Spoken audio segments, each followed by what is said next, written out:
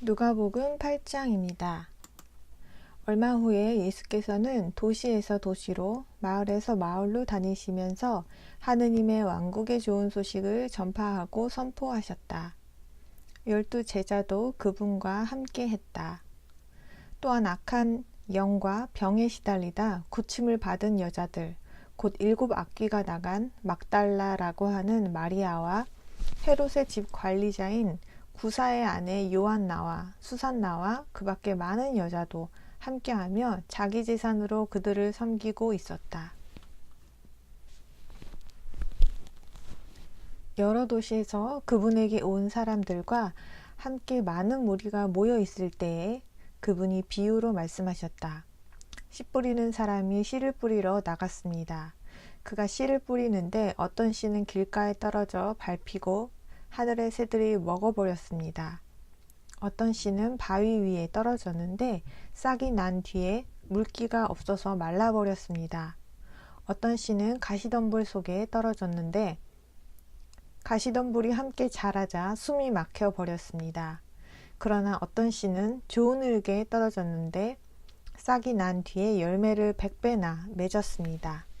이 말씀을 하시고 그들은 들을 귀가 있는 사람은 들으십시오 하고 외치셨다. 제자들이 그분에게 이 비유가 무슨 뜻인지 물었다. 그분이 대답하셨다. 여러분에게는 하느님의 왕국의 신성한 비밀을 이해하는 것이 허락되지만 다른 사람들에게는 그것이 비유로 남아 있습니다. 그것은 그들이 보아도 헛보고 들어도 깨닫지 못하게 하려는 것입니다. 그 비유의 뜻은 이러합니다. 씨는 하느님의 말씀입니다. 길가에 있는 씨는 말씀을 들은 사람들이지만 그 뒤에 마귀가 와서 그들이 믿고 구원받지 못하도록 그들의 마음에서 말씀을 빼앗아 갑니다. 바위 위에 있는 씨는 말씀을 들을 때에 기뻐하며 받아들이지만 뿌리가 없는 사람들입니다. 그들은 얼마 동안 믿다가 시험의 시기에는 떨어져 나갑니다. 가시덤불 속에 떨어진 씨는 말씀을 들은 사람들이지만 그들은 현 생활의 염려와 재물과 쾌락에 정신을 빼앗겨서 완전히 숨이 막혀 온전한 열매를 맺지 못합니다. 좋은 흙에 있는 씨는 훌륭하고 선한 마음으로 말씀을 들은 뒤에 그것을 간직하여 인내로 열매를 맺는 사람들입니다.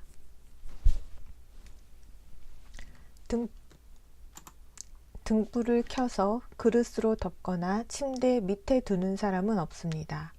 오히려 그것을 등잔대 위에 두어 들어오는 사람들이 그 빛을 보게 합니다.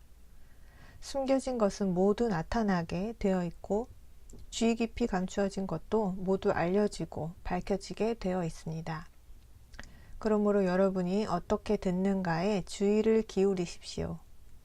누구든지 가진 사람은 더 받을 것이지만 누구든지 가지지 않은 사람은 가지고 있다고 생각하는 것마저 빼앗길 것입니다. 여러분의 어머니와 형제들이 그분을 보러 왔으나 무리 때문에 가까이 갈 수가 없었다. 그래서 어떤 사람이 그분에게 전했다. 선생님의 어머니와 형제들이 선생님을 보려고 밖에 서 있습니다. 그러자 그분이 말씀하셨다. 내 어머니와 내 형제들은 하느님의 말씀을 듣고 행하는 이 사람들입니다. 어느 날 그분과 제자들이 배를 탔는데 그분은 그들에게 호수 건너편으로 갑시다 하고 말씀하셨다. 그래서 그들이 떠났다. 그들이 배를 타고 가고 있을 때에 그분은 잠이 드셨다. 그런데 거센 폭풍이 호수에 불어닥쳐 배에 물이 차서 위태롭게 되었다. 그래서 그들이 가서 그분을 깨우며 선생님, 우리가 죽게 되었습니다 하고 말했다. 그분은 일어나서 바람과 사나운 물결을 꾸짖으셨다. 그러자 그것들이 가라앉아 고요해졌다.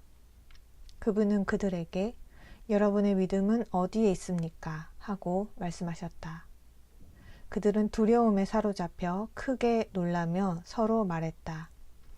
도대체 이분이 누구시기에 바람과 물에게도 명령하시고 또 그것들이 이분에게 순종한단 말인가. 그들은 갈릴리 건너편 게라사 지방에 있는 물가에 이르렀다.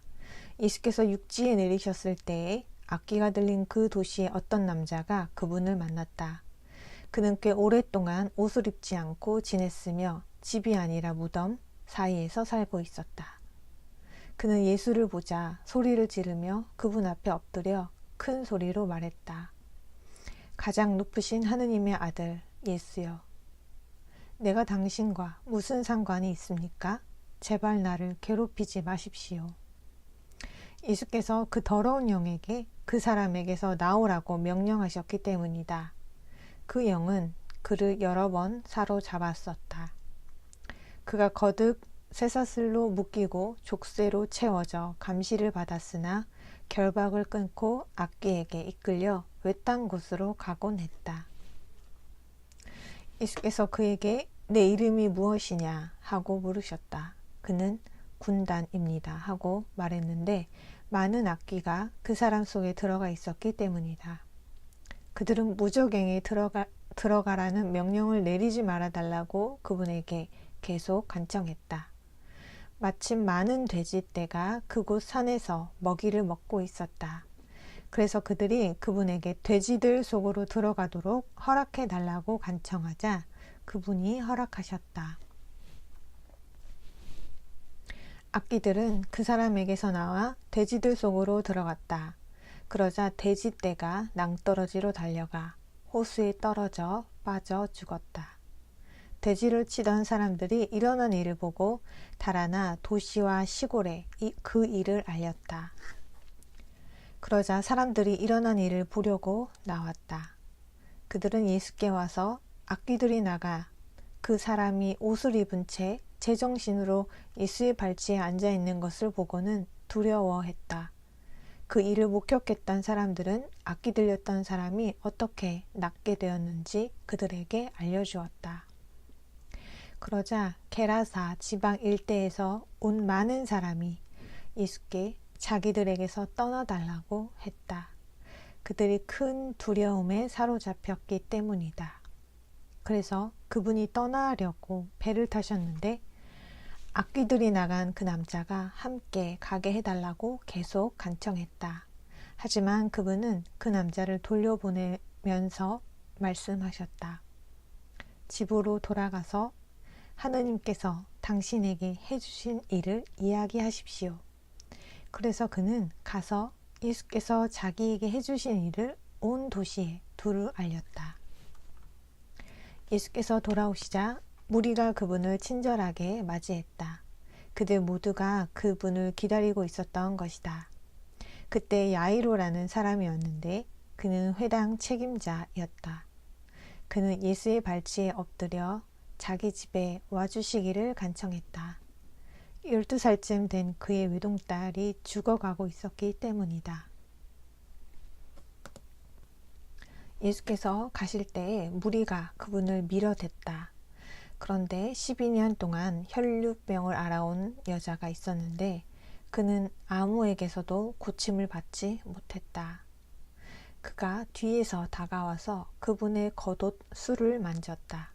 그러자 즉시 출혈이 멈추었다. 그때 예수께서 누가 나를 만졌습니까? 하고 말씀하셨다. 그들이 모두 만지지 않았다고 하고 있을 때에 베드로가 말했다. 선생님, 무리가 선생님을 에워싸서 밀어대고 있습니다.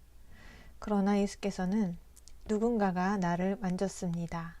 내게서 힘이 나간 것을 내가 압니다. 라고 말씀하셨다. 그 여자는 더 이상 숨길 수 없음을 알고 떨면서 나와 그분 앞에 엎드려 왜 그분을 만졌는지 그리고 어떻게 즉시 낫게 되었는지를 모든 사람 앞에서 말했다. 그분은 그에게 딸이여, 당신의 믿음이 당신을 낫게 했습니다. 평안히 가십시오. 하고 말씀하셨다. 그분이 아직 말씀하고 계실 때에 회당 책임자의 집에서 사람이 와서 말했다. 따님이 죽었습니다. 선생님께 더 이상 폐를 끼치지 마십시오.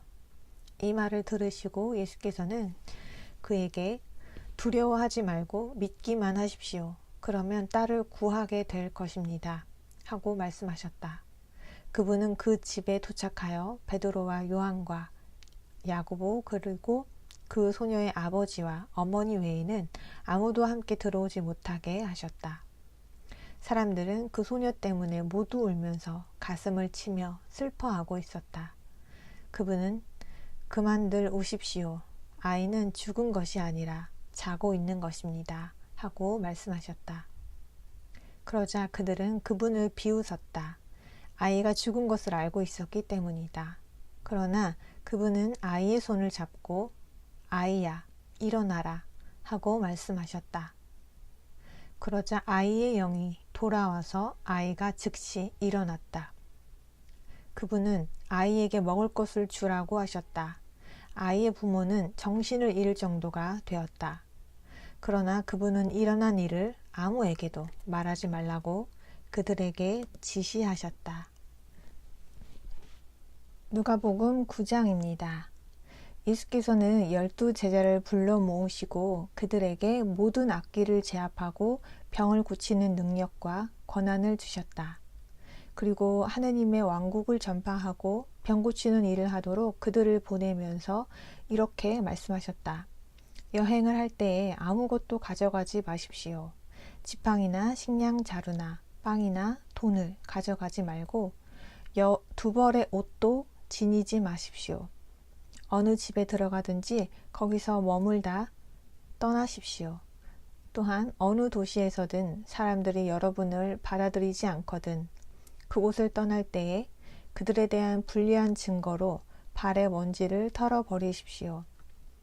그리하여 그들은 길을 떠나 마을에서 마을로 그 지역을 두루 다니면서 어디서나 좋은 소식을 전하고 병을 고쳐주었다.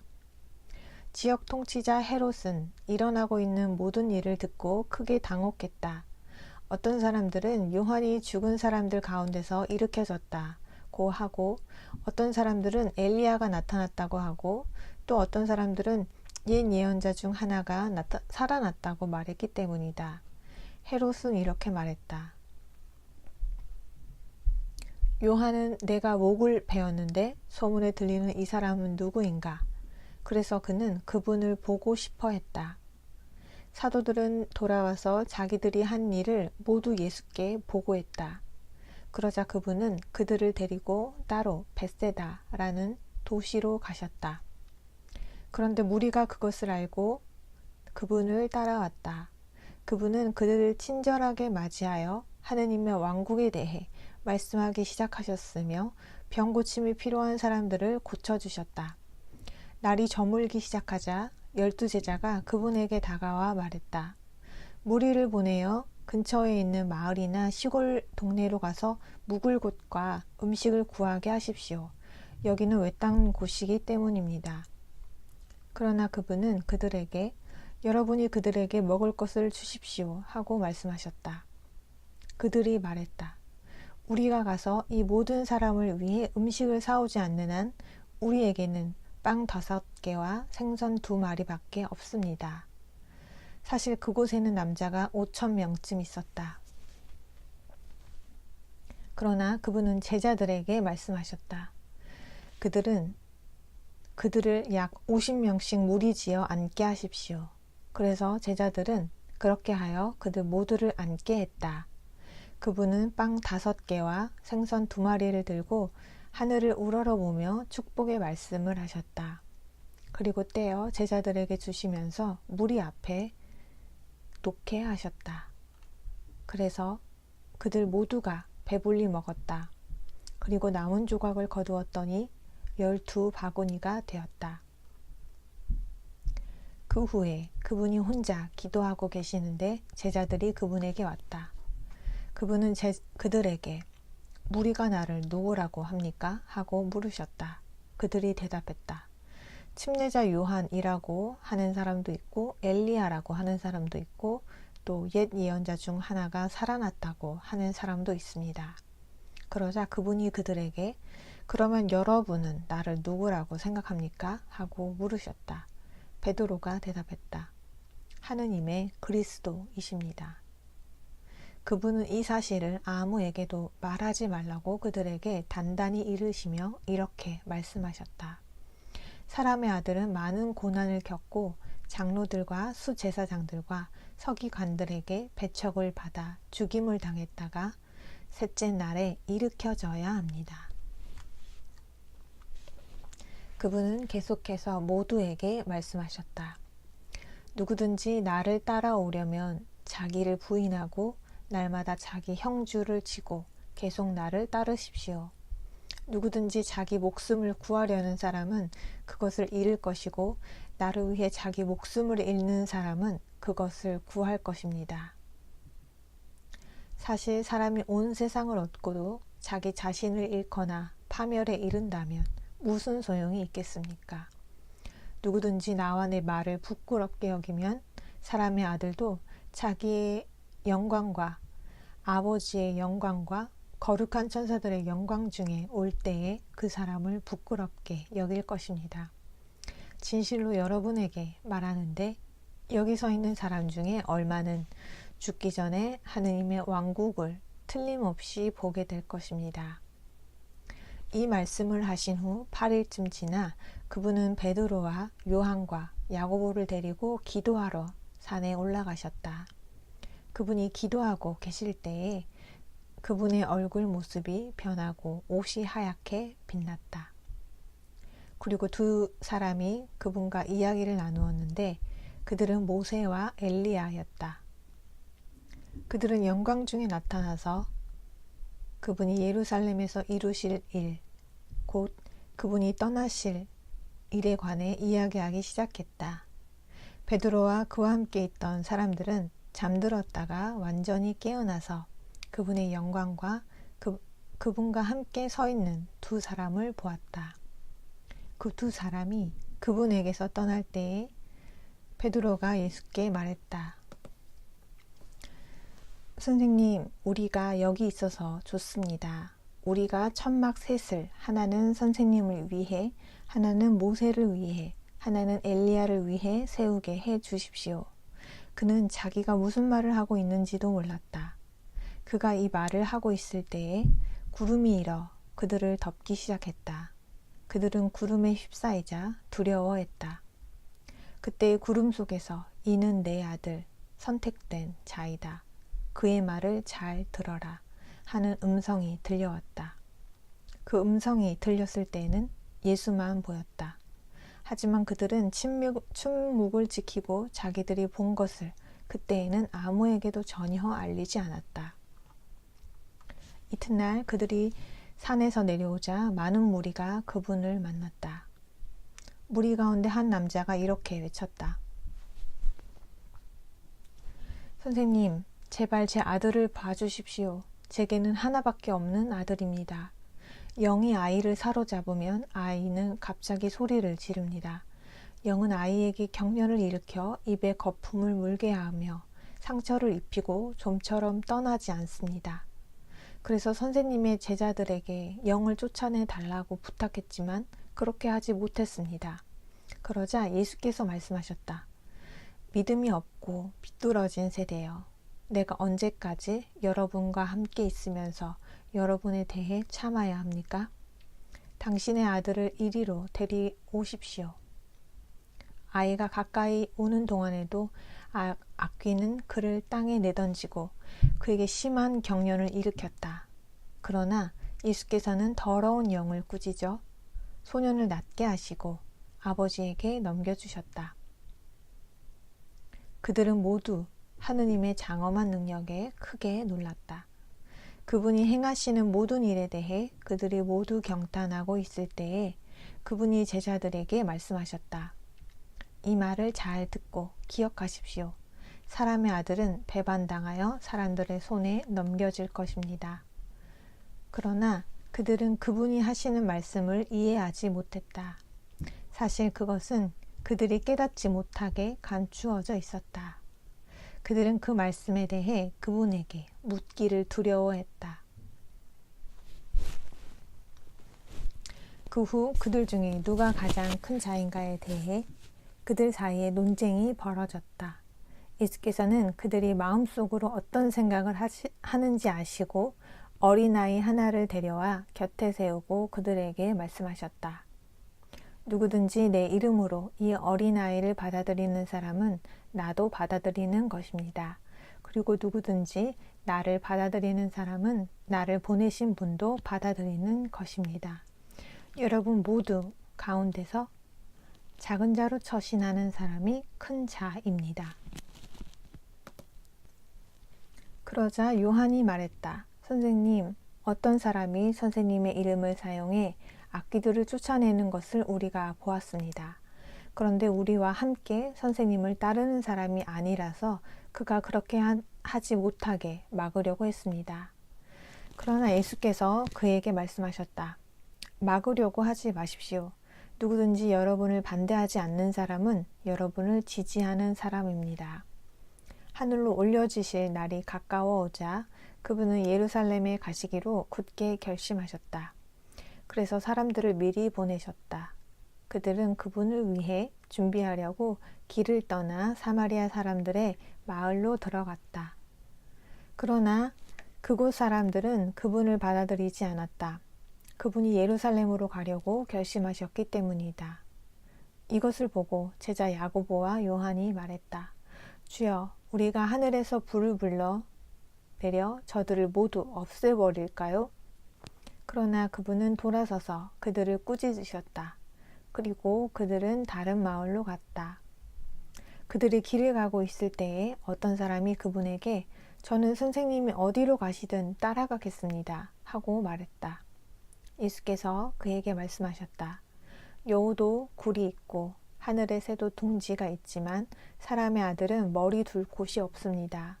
또 다른 사람에게 그분은 나를 따르십시오 하고 말씀하셨다. 그 사람은 주여, 제가 먼저 가서 아버지를 장사 지내도록 허락해 주십시오 하고 말했다.